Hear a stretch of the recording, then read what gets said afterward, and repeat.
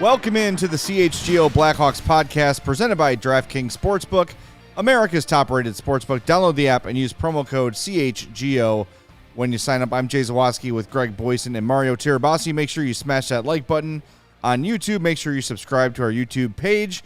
Make sure you're following or subscribed on your favorite podcast app. And leave us a 5-star review on Apple Podcasts or Spotify. We've got a big show today. A special guest is joining us, and we're going to get right to him. It's Mike Doneghey, the Hawks Director of Amateur Scouting. Mike, welcome to the show, and we just got to say right off the bat, congratulations on landing the number one pick this year. Yeah, thanks, guys. It's the first lottery I've ever won in my life, so it's good. I'm looking forward to it. It's a good one to win. That's for damn sure. Yeah, that's what they tell me. I said it's really good. So tell us about the experience last Monday. You know, everyone's gathered together at the United Center in different parts of the building watching, and when you saw that card flip over, what was your reaction, and what was the reaction of the people in the room with you? Well, we were kind of, like you said, we were in different groups.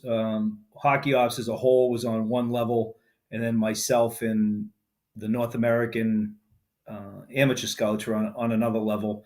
And our number one directive was, please try not to show any emotion, whether it's 1 or 3 or 5, whatever it may be.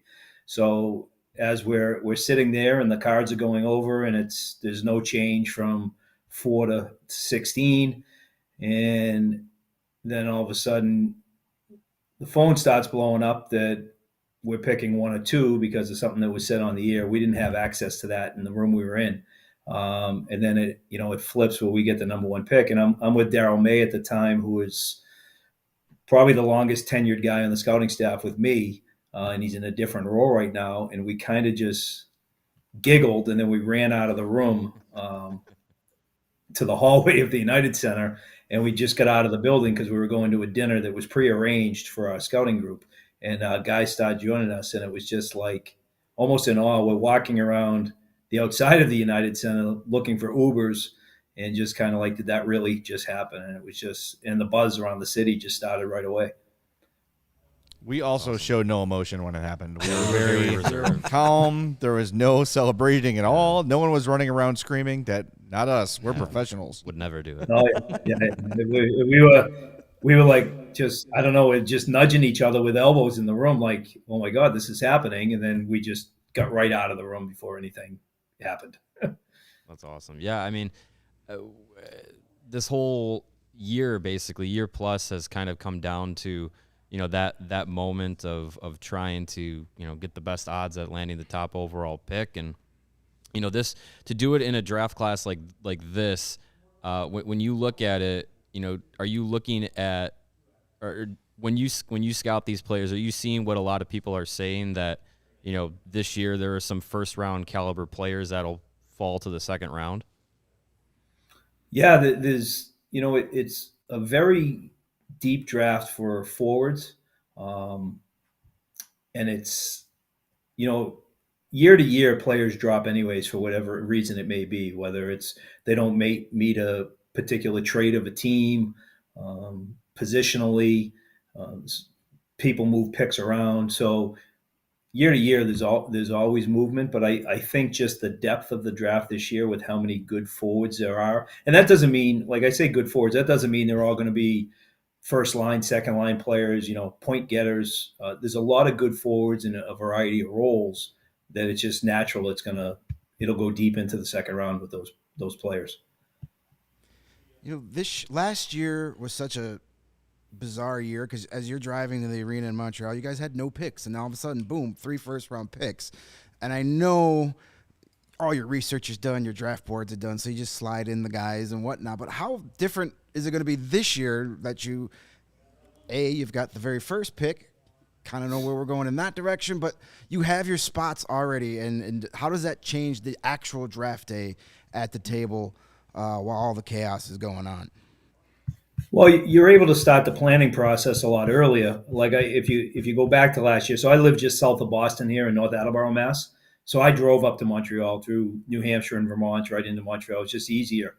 So you're thinking the whole way on the 7 weeks leading up to it and who might be available in slots. And I think one of the things, our job as a scouting staff is that we need to know players 1 to 224, regardless of where we pick.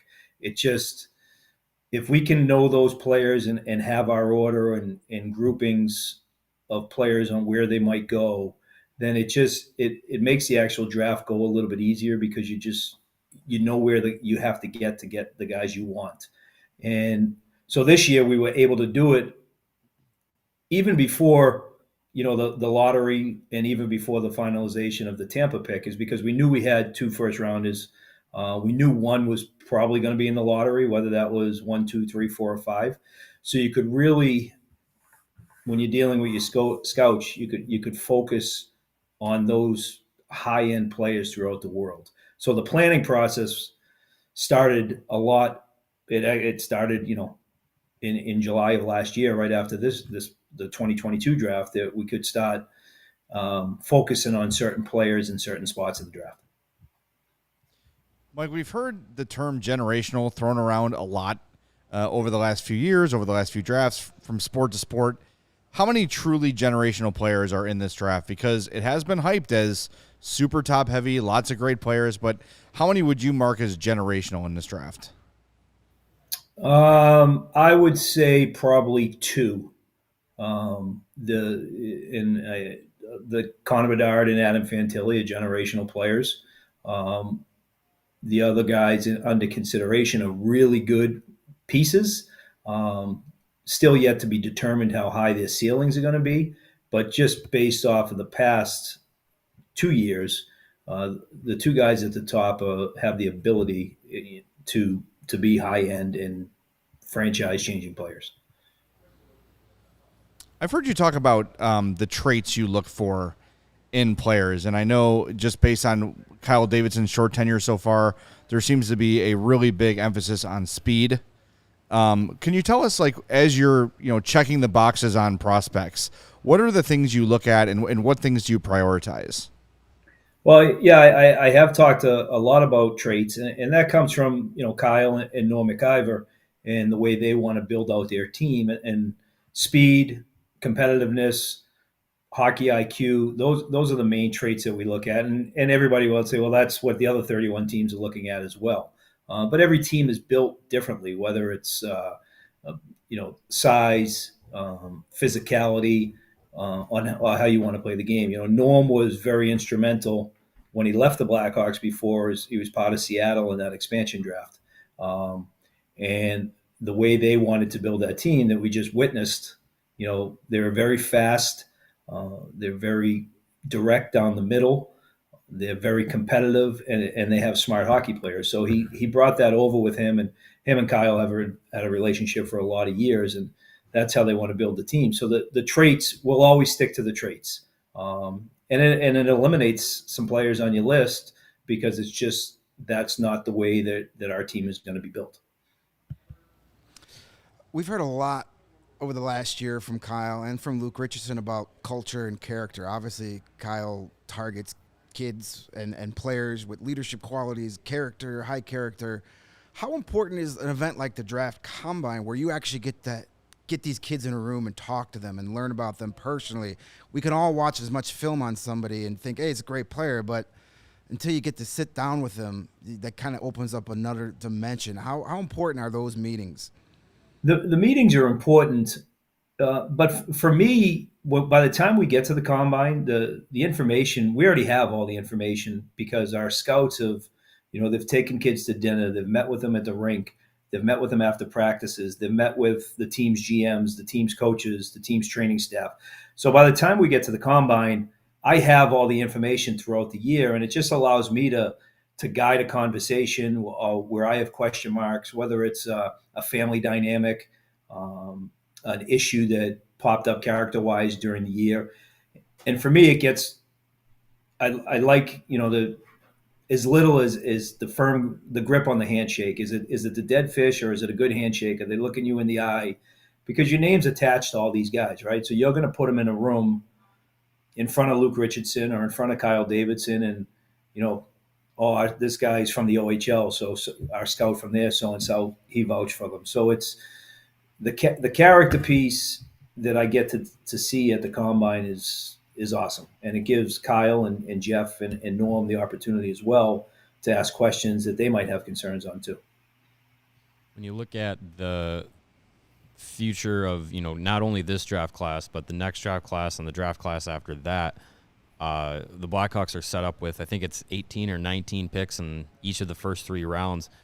Mm-hmm. How excited do you get, and does the scouting staff get, knowing that, you have that much flexibility and kind of those many, darts to throw at the dartboard to really find players that can change the direction of this organization over the next few years? Well, it's very exciting. It's one thing to have a lot of capital, as far as the amount of picks you have, but you also have to have them in the right place too, right? Like I said to someone yesterday, that the majority of the league comes in the top 3 rounds, but the majority of the players from the top 3 rounds, the best players, come from the first round. And we're fortunate enough through the moves that Kyle's made that, next year we have 2 first rounders. We have 2 first rounders in the following year. And I believe it's 2 and 2 all the way through the first 3 rounds. Plus what we have this year with 2 and then 4 second-round picks and 2 third-round picks.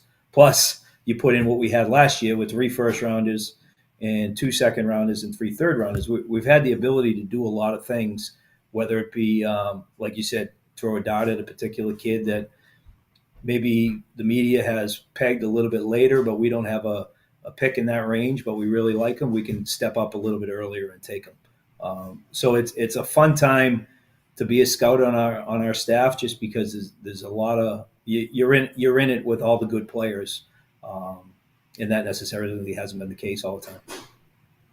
We saw the organization, just going back to last year's draft a little bit, jumping significantly in whichever publication you want to look at, prospect rankings from the mid-20s to top 5. What have you thought of the first year of Korchinski? I know Nazar was hurt, Ledwinski was hurt, but that 2022 draft class, how do you assess their first years after the draft? Well, I think that was one of the reasons why we jumped so high and I think it was Scott Wheeler and the Athletic that did it, because we didn't necessarily get the big name or the big fish last year, but we did a lot of depth. I mean, let me take that back. I think Kevin Korchinski's going to be a big fish, just based on his +1 year, but we didn't know that picking 7. We knew he was really good. He met our traits of skating, competitiveness, IQ, character. So we took him, and it's right now it looks like it's going in the right direction. But with the other picks, there's if you don't get the big fish, then you build it through the depth of the draft. Which, if you look at Carolina right now, Aho's very good, Pesci's very good, Slavin's very good, but they don't really have that big time name guy. Like when you think of the Carolina Hurricanes, you're just going to rifle off a name. But they've got very good depth, and they've got very good hockey players. The thing with us is we just didn't have a lot of good hockey players in the prospect system. We had guys that could skate, or we had guys that had an IQ, but we didn't have a lot of guys that had a lot of the traits. And I think if we keep sticking to the traits, we'll be able to continue to build up the prospect pool more. But last year's draft was a very good start.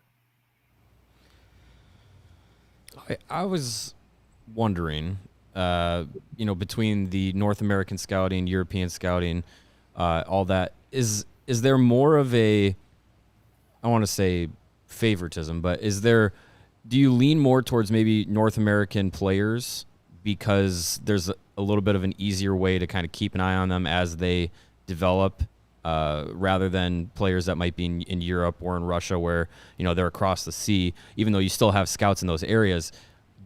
Do you tend to look at players in North America a little bit differently than European prospects? No, I think one of the things when Kyle took over, one of his directives was, listen, we're drafting for the Chicago Blackhawks. So it doesn't matter if the player comes from Helsinki, Stockholm, Omaha, Red Deer, wherever it is, we're drafting for the Chicago Blackhawks. So from a scout perspective, you got to take your ego out of it a little bit. know that we're all in it together, and it's our picks versus an area pick. As far as the keeping an eye on them development wise, I think Rocky Wirtz and the ownership, like they allow us to do a lot of things that other organizations can't do, as far as traveling to see our prospects play. Mark Eaton and his group, they do such a good job uh, going over video with our prospects in our system. So for us, with all the technology now and the availability to get to games, and we do have scouts in all those areas that stay current with the players. Um, for us, it's let's get the best player regardless of where they're from. We had a chance earlier this year. We went to Notre Dame to see Notre Dame play Michigan, and after the game, we got to talk to Ryder Ralston, and a guy who came from the Colorado Avalanche to Chicago. He just raved about the developmental program with the Blackhawks and the resources he has as a prospect. You just sort of detailed it there, like being able to travel and go see them play. What are some of the other things that the Hawks do differently or maybe better than most of the elite teams around the league that help in development?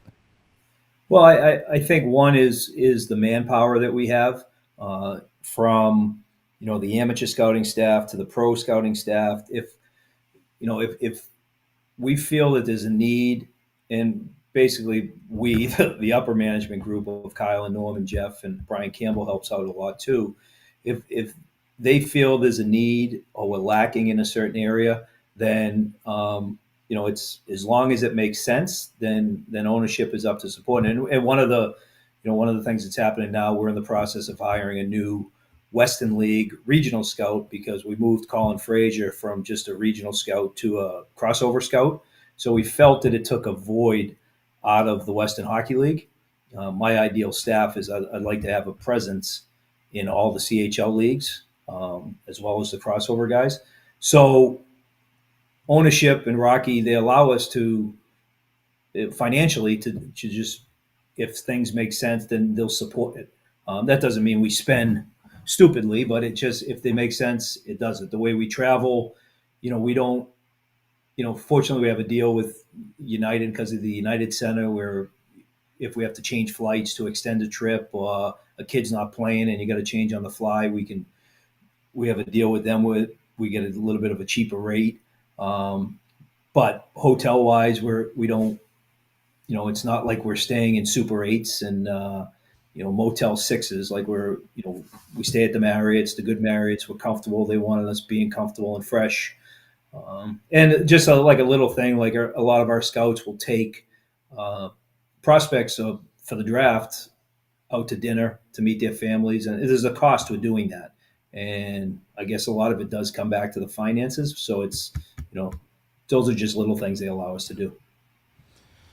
One of the topics we've discussed over the past few weeks is goaltending, and obviously we've got the Blackhawks have some good young talent coming up with Arvid Soderblom and Drew Comesso and Jackson Stauber, but of course everybody's asking goalies, and as you watch the Stanley Cup playoffs unfold, it seems today, unless you got one of these very few all-world elite goalies, you got to have two goalies to get through a playoff series these days. And we kind of discussed, I'm in the philosophy of, like, it doesn't hurt to draft a goalie every year. Even if it's with your 7th round pick, just keep guys in the system. How do you go about handling the goaltending come draft day? Because it's such a peculiar position as far as development goes. Like, did you know I was a goalie? Did you know that? Well, so I knew you would agree with me then, yes. Goalies also make for the best interviews, I found out. Well, we're the smartest guys, right? We play the whole game, so Exactly. we see everything It's all about the cerebral part of the game. Yeah, exactly. No, I agree with that. It's you need to keep turning a goalie over, if not every year, every other year. And that's kind of the cycle we're in right now, where we knew, Drew was going to probably come out, and so we signed Jackson the year before. So we'd definitely like to look at drafting a goalie this year, whether it's in the 2nd or 3rd round or the 6th or 7th. Dan Ellis, who works with us, he does a really good job with the goalies. But but I think you're right. The goalie position has changed where there's no Patrick Roys and Martin Brodeurs anymore, or Eddie Belfours that are playing 60, 65 games plus playoffs. You know, the way knowing the schedule so far in advance, you can set your goalie schedule. None of the goalies seem to play back-to-back nights.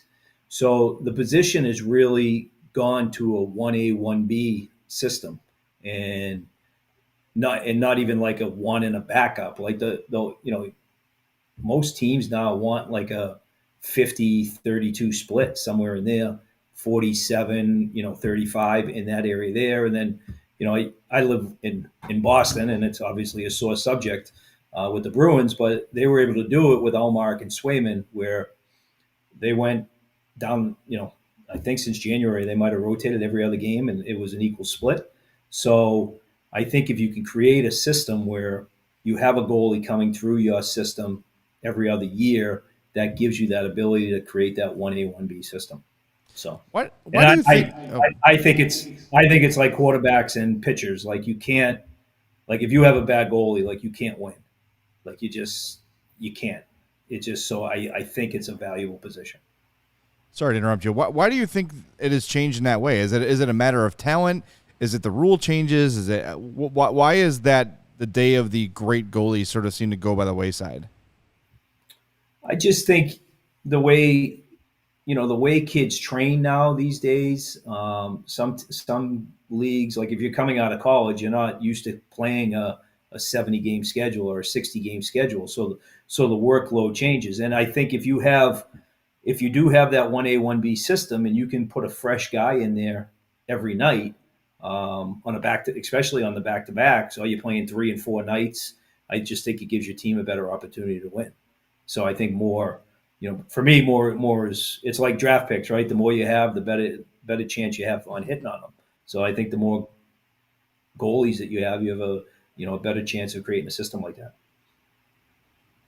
Well, I think we've been trying to go through this draft class all year. It's kind of been the more fun focus, I think, for the Blackhawks has been, okay, who's coming next, because this year was a little bit less about the here and now. It's more about the future. So we wanted to do maybe a little bit of a rapid fire little exercise here, throw out some names that we've been talking about and see where you might see them and how you feel about some of these players. So first one I'll throw out there is Gavin Brindley. Gavin plays at Michigan. He got on the scene last year when he was in Tri-City in the North American League. Super fast. He had the ability mentally to play with a guy like Adam Fantilli. Could shoot a puck, played on the inside. He's going to be a good player. A lot of us have eyes on Gabe Perreault as well, with his father in the system. Yep. First of all, is he as good at face-offs as his dad is? Because that would be something. I don't know if anyone's ever going to be as good as Yannick. I mean, Yannick was a science for him, and that's what he does with our guys developmentally. Gabe's a heck of a hockey player. Obviously, being in the U.S., I've got to see him a lot the last 2 years. I was in Switzerland last 2 weeks ago when he was at the U18s. And that line with Perreault, Smith, and Leonard, they all feed off of each other, and they all play it in a variety of different ways. But he's a skill player. He's going to be very good at BC, again, with Smith and Leonard. And he's going to have a good NHL career. He's got a high IQ. He's got a skilled stick. He's a good player. One name that pops up a lot amongst our fans due to his relationship with a player who may or may not be available near the top of the draft is Andrew Cristal. He seems to be a guy that a lot of Hawks fans have focused on. What is your take on him? Yeah, Andrew, he's super skilled. He got on the scene last year. Well, the start of this year with Team Canada at the Ivan Holinka tournament. He likes to slow the game down as far as making offensive plays. He's very cerebral. He's got a high hockey IQ, and he's able to make quick plays. He's probably more a playmaker than goal scorer. I'm originally from Wisconsin, so I have an affinity for my Badgers. So I got to ask about Charlie Stramel. Yep, Charlie's He's a big player down the middle, 6'3", right shot centers. Those guys don't come along often. Had an okay year. I think he only had 5 goals, which I don't project him to be a high offensive player in the NHL. I think his sample size, what he showed with the U.S. team, with the World Juniors, he showed that he had the backup game to be a bottom 6 center. So I think you'll see more of a third, fourth line center with the ability to kill penalties and bring a physical element. All right, we got a few more minutes with you, Mike. So why don't we do? These all guys you're hoping that we're going to take with the 19th pick? Is that how this is going? We're just doing the research, throwing some names out there. Well, I thought we were going to have some mid and late round guys in there too, not just guys that will Give me be. a second. we'll get there. Let's talk. We mentioned earlier the 2 generational players. Your thoughts on Connor Bedard and Adam Fantilli? Well, again, like you said, I said it earlier, they are generational players. What they've been able to do, and I'll use Adam for an example. So where I live in Boston, Adam played prep school hockey at Kimball Union Academy up in New Hampshire. So I've known Adam since he's been 14 years old. And the one thing Adam has been able to do, and Connor at the same time, is every level they get to, they've exceeded that level and exceeded expectations. They just didn't rest on, hey, I'm supposed to be a good player at this level. They put the work in. And I think that's what makes those guys, they got to do it at the NHL level, but they have the potential to exceed expectations. And based on what they've done in the past, I don't think that's going to change. It's huge expectations for Bedard. And to hear someone say that maybe those are exceeded, that's something, because you got to wonder, a 17-year-old kid jumping into the league with the spotlight on him from day one, that's got to be a challenge. And I would imagine that goes into your, interview process, talking to these kids, talking to the parents, not even specific to the Bedard, aside from watching these guys on the ice and following their statistical performances and checking box scores, what are some of the things you do personally to get to know these guys to feel confident about making the pick? Well, all our regional guys, I usually don't get a chance to meet these guys until the NHL Combine. So all our regional guys, once the players are identified, our regional guys will spend a lot of time with the individual player. Initially it's meeting after practice just for a quick Q&A to get a look at the player. And then as the season goes on and you dive deeper into it, like I had one of our scouts who had a meeting with a player earlier in the year, and it wasn't a great meeting. But he's a good player, and he's going to be a first round player. And then so he drove down to have dinner with the player after the season and the kid's parents, because he wanted to know the dynamic of the parents and maybe some things the kid was dealing with off the ice. And it ended up being the player's parents are divorced, which isn't a big deal in our eyes, but you never know what pressures the kids are getting on at home. So our scouts, they don't leave any stone unturned. They don't really challenge the kids and be confrontational. It's more building a relationship. So by the time they get to me and Kyle and Norm at the Combine, we know what the issues are, if any, and then our smaller group can guide through that. You mentioned earlier the Hurricanes and the depth they've built from the draft. And yes, winning the lottery is a luxury, but drafting an Austin Matthews or a Connor McDavid, that's pretty darn easy to do. Yeah, that's the guy we want him. But as we've seen, you got to have more than just those guys. With the Cup teams here in the 2010s, yeah, the Blackhawks had the superstars, but they had the Dave Bolins and the Brian Bickles and the Marcus Krugers, and how many big goals along the way that those guys score. So when you're going in your mid-rounds and you're looking for those guys to fill out your roster, do you take more pride when a guy like that, like a fourth or fifth rounder, all of a sudden becomes a meaningful contributor on important teams? Oh, for sure you do, right? Because usually those guys, they're a little bit of an afterthought, and they're lacking in something, whether they're a good skater, but they're just physically not developed yet, so they're falling down, or they're sub 6 foot, or maybe you're mistaking, they're not engaging in board battles, so you think they're a little bit shy, so you knock them down a few pegs. But those players, the guys that you just mentioned, those cup teams, and I was part of them in 2009-10 was my first year, but all those guys that you mentioned were, and even with Carolina, I mentioned earlier with Aho, Pesci, and Slavin, they weren't first round high picks. Some, for whatever reason it was, they fell in the draft, and you see that all the time. Like there's Travis Konechny, Anthony, Cirelli in Tampa, a lot of those guys were third round picks. So it's the scouts really get passionate, and we challenge them to be passionate about guys in the later rounds. That if you want a guy, make it known. So they do a good job of doing that. Wanted to ask one more. When you guys get to the combine, are you asking the kind of off the wall questions to kind of throw the players off? Like, what end of a pencil would you rather be, or things like that? Like, because we've heard stories from either NHL or NFL draft combine interviews and stuff where the questions are just like, would you rather fight one horse-sized duck or 100 duck-sized right? horses? Yeah. Are you throwing any of those at the kids? I never understood those questions. Like there was one question out there, and it's, you guys can Google it. Like there's a yellow school bus test. I don't know if you're familiar with it, but they show the prospect a picture of a yellow school bus, and there's arrows, and they ask the prospect which direction the school bus is going. Oh wow! So I don't know. I wouldn't even know how to answer. But you can. I don't. If you can go on your laptop right there, you can Google yellow school bus test. The picture will pop up. Oh wow! Okay. And then you figure out which way. I can give you the answer. No. We might have prospects watching. When we're done with this interview, this is going to be what the rest of the show's about. I don't use it because I have no idea what it has to do with hockey. That's what. You'll see if you get the answer right. Like yeah.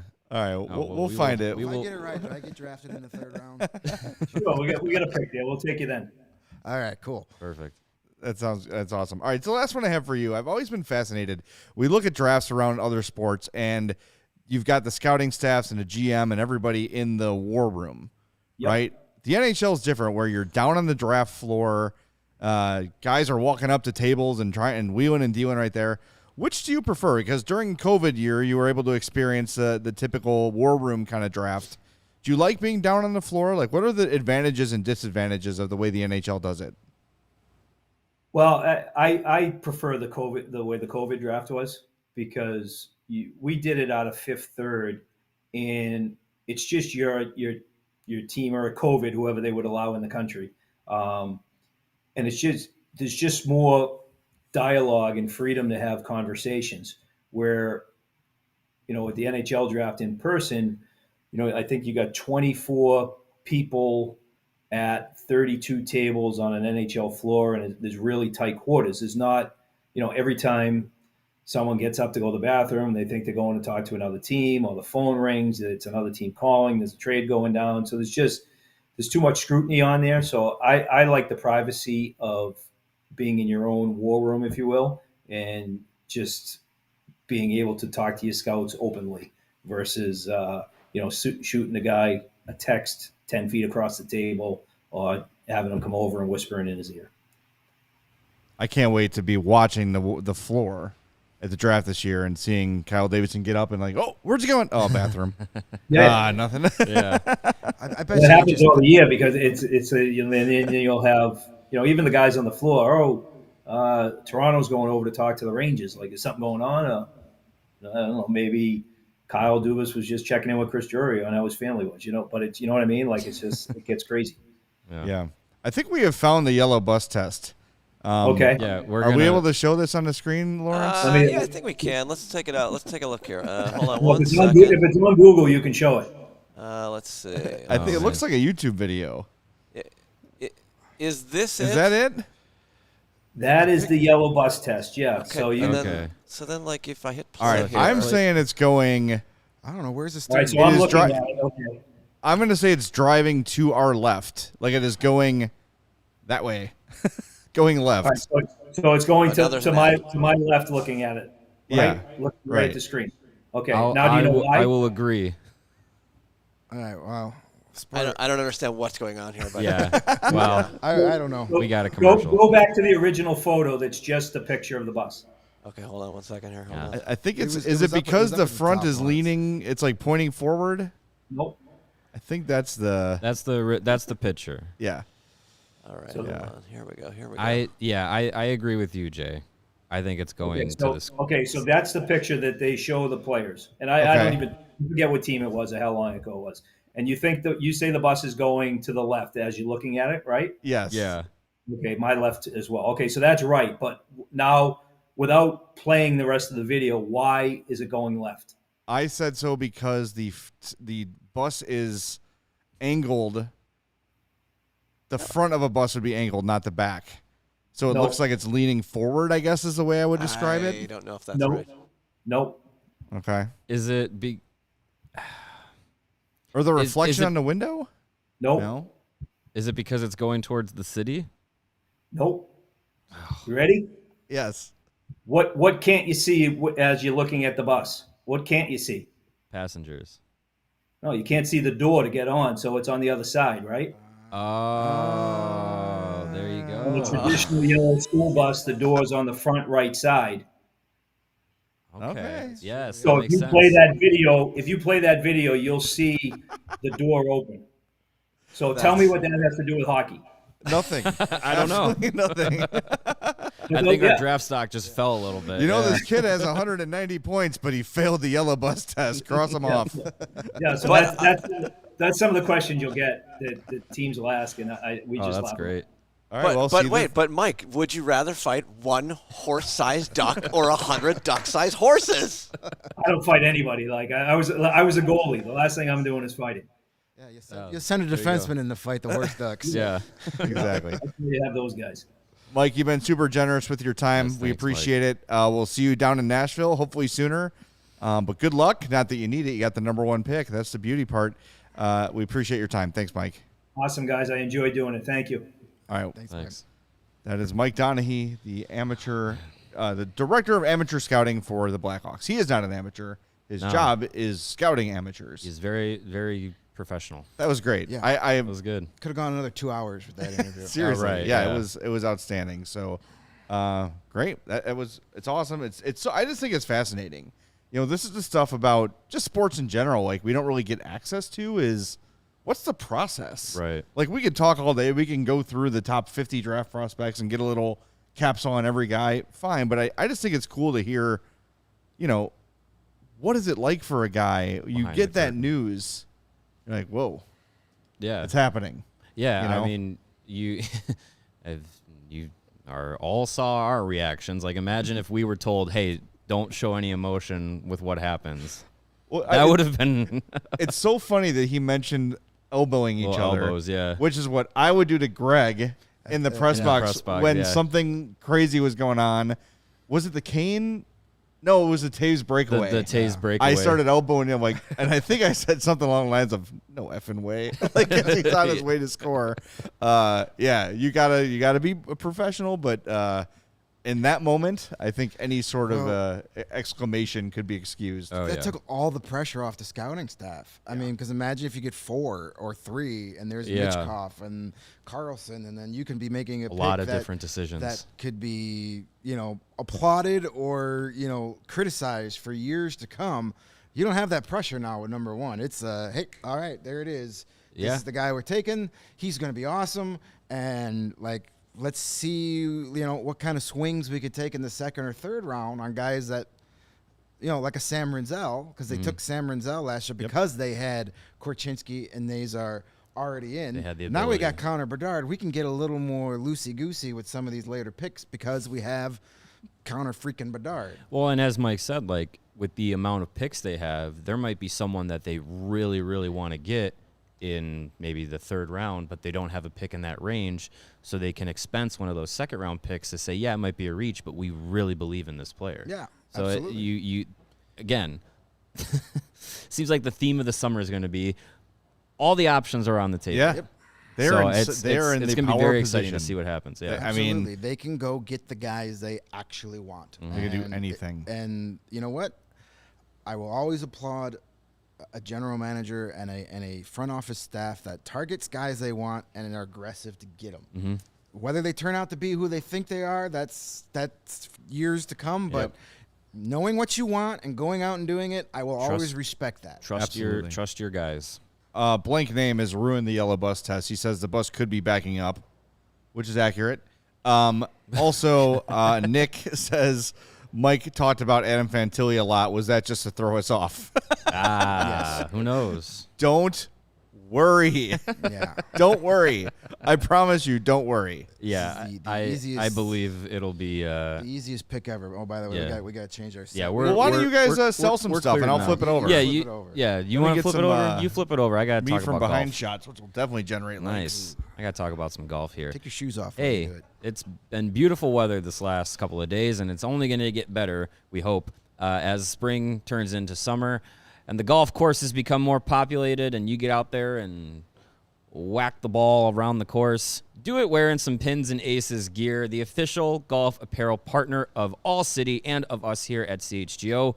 You are going to be looking your best in that Pins and Aces gear out there on the course. They make amazing polos, hats, golf bags, gloves. They got ball markers. What else? They got pants, shorts. I'm wearing the lightweight hoodie from Pins and Aces. It is very lightweight. I can confirm that. And a hoodie. It's also a hoodie. And it is a hoodie. There is a hood here. It comes in many different styles and colors. It's a great product. And, of course, the scientifically tested and proven beer/beef sleeve from Pins and Aces that allows you to store up to 7 beers right inside your golf bag and keep them cold the entire round. About 4 beefs if you want, and that'll keep them warm for about the first 9. So go out to pinsandaces.com. Check out their extensive catalog of golf apparel and equipment. And when you do, use the promo code CHGO. When you do that, you're going to get 15% off of your first order, and you're going to get free shipping. Again, that's the promo code CHGO at pinsandaces.com. Yeah, speaking of getting decked out in some fun-looking gear, if you want to get decked out in the best sports gear around, you should check out our buddies, our pals, our good friends over at FOCO. They've got hoodies, shoes, signs, bobbleheads, and everything in between. Warm weather's coming. That means banana hammock season is right around the corner. Yes. They have that. Nothing better than carrying around a beef sleeve or wearing a banana hammock. It's spring and baseball season. Aloha shirts, straw hats, polos, bags, everything you need for a game or just hanging out, watching a game with your pals. You also can look. You can decorate your man cave, your she shed, your sports themed room in your home. They've donated a lot of this great stuff you see on our site. Some very specific bobbleheads. That You're they can't find thrown. How about they thrown? We were kind of trying to come up with a they thing. They thrown. Yeah. Sure. She shed. They thrown. Your they room. Whatever room you want to put some sports related stuff in, FOCO has got everything you need. So check out FOCO, FOCO.com, or you can click the link in the podcast description below. That's easy for me to say.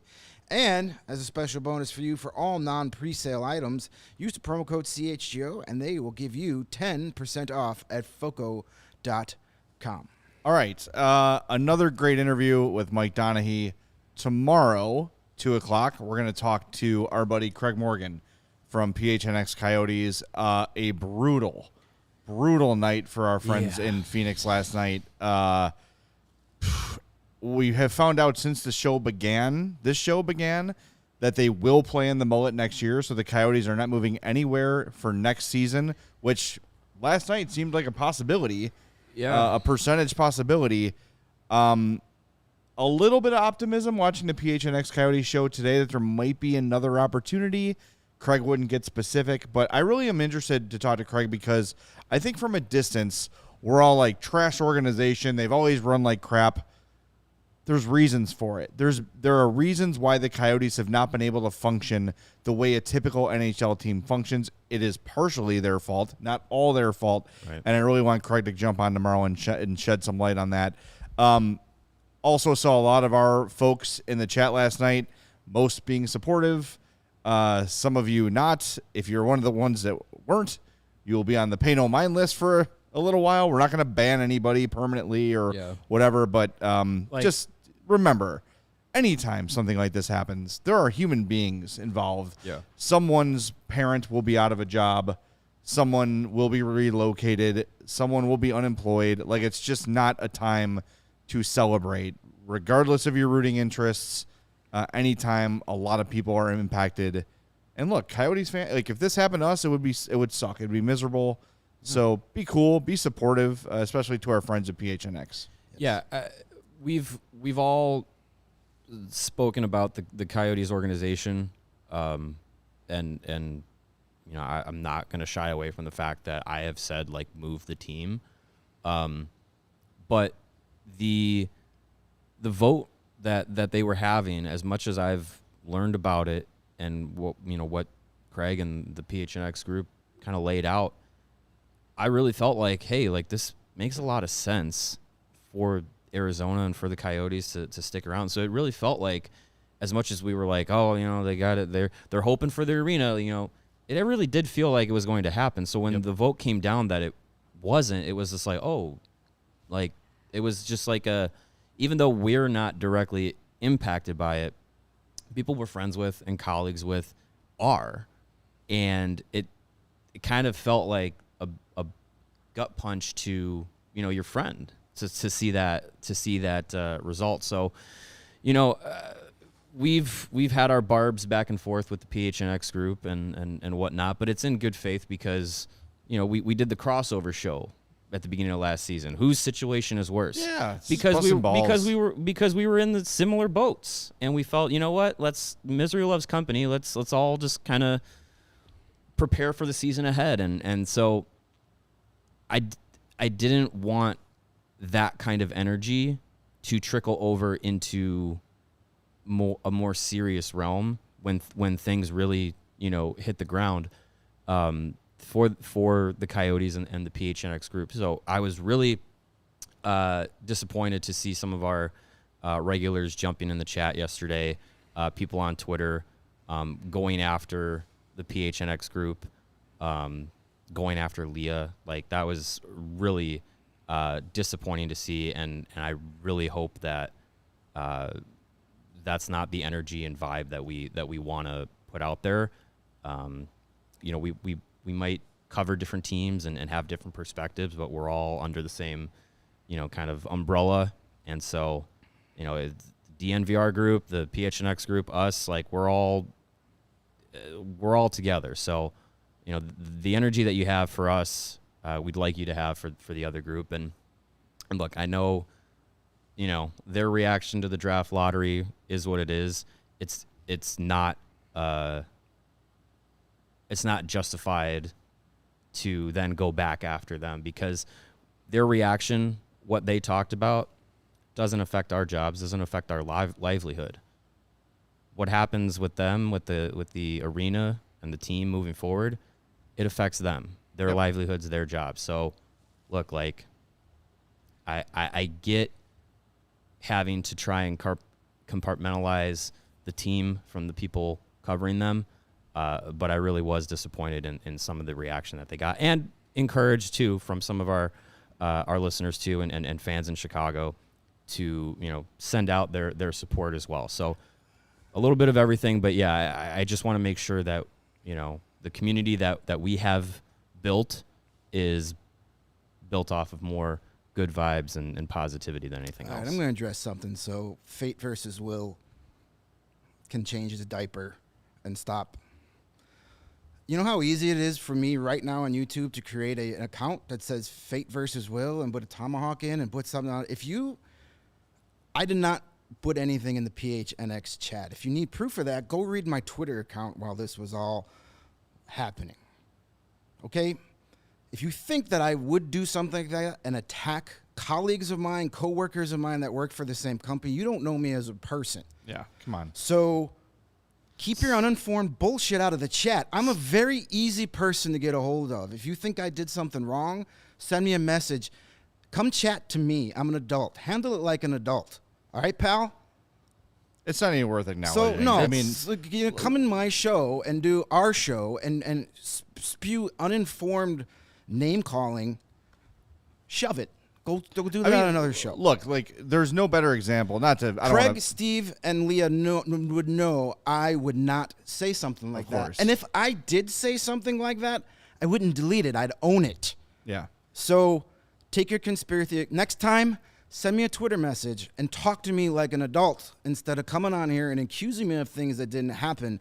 Because you can attack me personally, but when you attack my integrity, I don't have time for it. Yeah. You're also smarter than to put your job in jeopardy. Yeah, I'm by gonna get making my an job. I'm gonna making get an fired internal from my job, comment like that. My Yeah, dream that's- job that I've busted my ass to get here. I'm gonna get fired from it because I want to leave a petty comment. I have better things to do than you, Fate versus Will. So, thank you. I appreciate your concern, but next time, come to me like an adult, and we can discuss it like adults. And this is the last time I'm acknowledging your existence in our chat. Cool. There That's you go. totally fair. I just to piggyback on what you're saying, like how many times did we see fake YouTube comments jump up during shows, people like making fun of other guys on our show? It is the easiest thing to do. It is the easiest thing to do. So obviously it's not Greg. So I don't even think it needs any more attention. It's not going to get any more, nor will the person who keeps bringing it up. I mean, don't be a clown. That's it. I mean, that's, you know, I have opted against banning people, and I have a list of people who were acting like dicks on the PHNX broadcast last night. Sure. And I'm not gonna ban people based on that, but you'll know when you're no longer acknowledged on the show, and you also have a very short leash. Like if there's another thing worthy of it, then you're gone. That's it. I just think if you're being a shitty human, you know, you don't deserve the privilege of watching what we get to do. That's just me. Or commenting on it, rather. Yeah. You know? Empathy is the key word, I think. That's it. There's people involved. We're just trying to curb the pudwhackdom in the world. That's right. Yes. You're a pudwhack. This is a pudwhack-free zone. That's what Ryan says. Key rule, don't be a pudwhacker. Yeah. There you go. It's obvious. All right. Can I do like a little bit of a rant here before we wrap up? Please do. Here, I'll give you the This is- signal. Here we this go. is the airing of grievances. It's rant o'clock. Here we go. I got in a Facebook spat with my Well, there's your problem. Oh, no. it was with my good friend George Hoffman. Okay. George, I love George Hoffman. He's a great guy. George. He's a good friend. We just had a sports disagreement, and that's okay. That You can do happens. that and not have it get personal. But he was sort of talking about how, it's really a shame that it's Dallas and Vegas and Florida and Carolina because they're just not interesting markets. The weather's too nice. And here's the thing. Why is this only brought up when it's hockey? Why is it only brought up when it's hockey? If it was the Carolina Panthers and the Miami Dolphins, no one would bat an eye. It would all be about the star players on those teams. If it was the Raiders and the Cowboys, no one would bat an eye about the market, would they? It's about the star players. And let me tell you, I'm assuming everyone watching this and listening to this is a hockey fan. There is no shortage of star players in these Final Four teams. Jason Robertson for Dallas is one of the premier young players in the league. They've still got Tyler Seguin, who's got a little bit left of what he used to be. Miro Heiskanen's Heiskanen's great. Jake Rupe Ottinger. Hintz is great. Jake Ottinger's Joe great. Pavelski, like they Our got buddy names. Max Domi, Max Domi. former/future Hawk. Max Domi. Tampa, Miami. Florida, take 3. Florida Somewhere has in there. Scott Mellenby. Matthew Tkachuk, who is a top 4, some would argue. I think top 5 is pretty obvious. Might be the best player left in the playoffs. I think certainly the best player left in the playoffs. yeah. Alexander Barkov, who if you ask NHL players who the most underrated player in hockey is, they almost always say Barkov. The Players Association like player polls. I feel like the last 3 years he's won most underrated. Yes, It's like eventually he will be rated. Right. Or maybe Equally this is the year. rated. This is the year he's rated. Yeah. Sergei Bobrovsky has had a bit of a rebirth. Yep. Vegas has Jack Eichel, who, as you pointed out before the show, it may reach a cup final before Connor McDavid. If they win one game he will already be ahead of Connor McDavid in his playoff career with one conference final win. Yeah. Nobody would have predicted that 9 years ago. Probably 2 not. years ago. And 2 years ago. two. And we don't need to tell you about Carolina. You heard Mike Doneghey rave about Carolina and their Mm-hmm. depth and their skill and everything. Teuvo Teravainen is getting healthy. Yeah. Sebastian Aho is a stud. Like, Brent Burns is there. That's a star player last time I checked. Oh, wait, he can't be a star. He played in San Jose. Who cares? Yeah. Why does where the arena is measure the worthiness of the series? I get the ratings thing. If a team from New York plays a team from LA, there are more people in those places, therefore better ratings, but it doesn't lessen the quality of the hockey. Yeah. And that's what drives me crazy. Would you rather watch in the AFC Championship the New York, well, Jets are a bad example now because they've got Aaron Rodgers. I still don't want to watch Yeah, it. But it's just, fine. Like, are the New York Jets automatically more interesting than the Chiefs because of market? Hell no.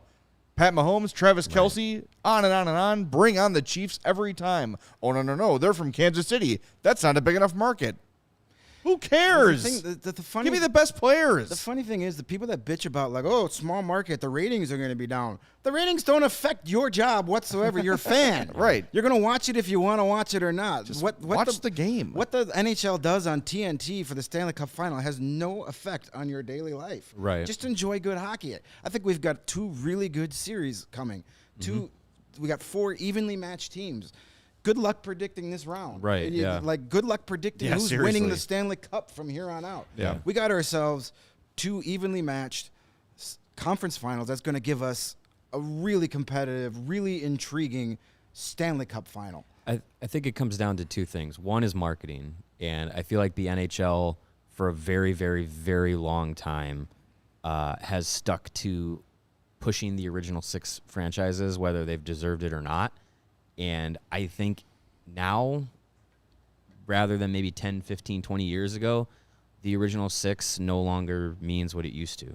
And I think you need to really, the league needs to more embrace the players rather than the organizations. I think that one thing needs to change to help this notion of the market is the problem. And 2, when you talk about wanting the NHL and hockey to grow, isn't it better to have the quote-unquote non-traditional markets in the spotlight so that those markets can then grow and grow the game. More casual fans can be like, oh, I've never really watched the Florida Panthers before. This Kachuk kid's pretty cool. Maybe I'll watch more of the Florida Panthers if they continue to play or win a Stanley Cup or whatever. Like, that's part of growing the game. Isn't just saying we need more people playing in Chicago and in Boston and New York. No, you want more people across the country and across. Yeah. Well, you don't really need to worry about Canada, but more people across the United States paying attention to these teams that aren't necessarily just LA, New York, Chicago, whatever. Like, getting more eyes on as many teams as possible, as many players as possible, is better for the league across the whole. Like you want Auston Matthews and Connor McDavid to be household names, but you also need to know about, like you said, like Jason Robertson. Like, he's a guy on the rise, a young player on the rise that I think maybe half of sports fans in North America would know. They're about to find out. And for the Stars' sake, I hope so. Yeah, is Auston Matthews even a hockey player if the Coyotes don't exist in Arizona? That's a good point. Does he decide to play basketball instead? Yeah. Like, we don't know. No, that's like, a great point. You need these teams in other markets to succeed. And, I said it a million times. I love the sport. I hate the culture. Too many gatekeepers amongst hockey fans. A lot of them north of the border. Yeah. They're, they want to hold on to their game. Fine. But you know what? Where you're going to have better teams in, Raleigh, North Carolina, Sunrise, Florida, Dallas, Texas, or Moose Knuckle, Manitoba, where 8,000 people live. That was Moose Jaw, Saskatchewan, but Moose Well, Knuckle. no, either way, That sounds like a fun trip. It's south of Moose Jaw. Yeah, it's pretty south. Moose Yeah. Jaw. Well, maybe the Coyotes moved to Camel Toe, Arizona. You never know. Who knows? Yeah. Camelback. I'm sorry. Camelback Mountain, Camelback. That's what it is. That's what it's But called. no, seriously, it's okay for teams that don't play in Alberta or Ontario to have success. If Connor McDavid it's okay, because you know what? That it just helps the overall health of the entire sport of hockey. Maybe you shouldn't let it go south of the border 100 years ago if you're that worried about your precious game. If Connor McDavid is a Carolina Hurricane, is he like less interesting now? No. So it's absurd. The There's no concept way is Connor McDavid preposterous. could get less interesting than he already is. Well, as a person, yes. As Yeah. a person. He's getting a little better. He's gotten a little more. That's another reason why I want him to win a cup, because I want to see his cup day with the cup celebration. We're going to see that personality See come some. He's going to be in his. He's going to be in his all-white house. His Death Star office. Yeah, all-white right. house with Yeah. plain white T-shirt and plain white shorts on. And members of plain white T-shirts. And he's going to eat a bologna sandwich on plain white bread It's out gonna of the have cup. white bread with nothing in between it. Slice of kale. That's all right. The dude can score. Yeah. That's what he's He here to doesn't do. have to be. He doesn't have to entertain me off the ice. Just keep entertaining me on the ice. Exactly. But yeah, I mean, speaking of the actual conference finals, they're going to be pretty darn good, and I think I've doubted the Panthers enough to now be like, hey, I might actually pick them in this to get kiss out of of here. death. Second half of tomorrow's show will be our conference final predictions. We'll definitely do that. But remember, 2 o'clock, we're going to talk to Craig Morgan. Really looking forward to that conversation because this thing is very fluid. I don't think necessarily the Coyotes are dead. It felt like it 18 hours ago. It doesn't feel like that right now. There's a new owner with the Suns, so that provides some hope, and there's some other options out there. And but it seems like people around the league all have the consensus that the NHL is going to go down every avenue that they can to keep the Coyotes in Arizona before going to any other options. yeah. Yep. So we'll Very, see. What very happens. interesting. Gary Bettman has proven for the duration of Yeah, his if there's time, anything he's that not you need throwing to in believe, the towel now. yeah, He's chose this hill to die on. right. Choco Moco says McDavid's favorite sandwich is a toast sandwich. Delicious. But barely toasted. He puts the toaster setting on 1. Yeah. Yeah, exactly. It's too spicy. He's like my mom. Anyway, all right, we got to wrap things up. But first, watch sports. Watch Chicago sports. The best way to do it is with Fubo TV. Go to FuboTV.com/CHGO. You'll get 140 plus live channels of sports, shows, movies, and news. Stream live TV from any device. Watch the most Chicago sports for the lowest price. More on that in a moment. And you can start watching immediately with a 7-day free trial. There is no contract. There is no cable. There is no hassle. Just sign up and start watching. You get 1,000 hours of cloud DVR included at no extra charge. You can watch your local teams while traveling. You've got the NHL and NBA playoffs well underway. Sox and Cubs well into their seasons that have not been going the way we had hoped, but that's okay. There's still some hope, right? Maybe, just maybe. But hey, Still if you 100 are a games to Cub play. fan and you want to stream the Cubs on Marquee Sports Network, the only place to do it is with Fubo TV. That is your only non-cable option for Marquee Sports Network. So you can watch the Sox, the Cubs, the Bulls, the Hawks, everybody on Fubo TV. Use the link in the description to sign up for 15% off your first month of Fubo Pro,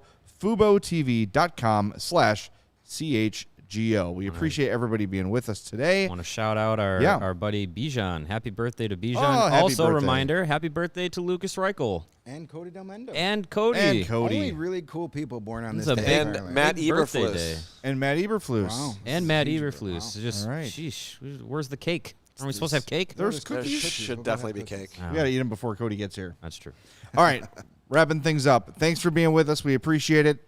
Remember, don't be Jags to the PHNX people. Join us tomorrow at 2 with Craig Morgan and our conference final predictions on the CHGO Blackhawks podcast.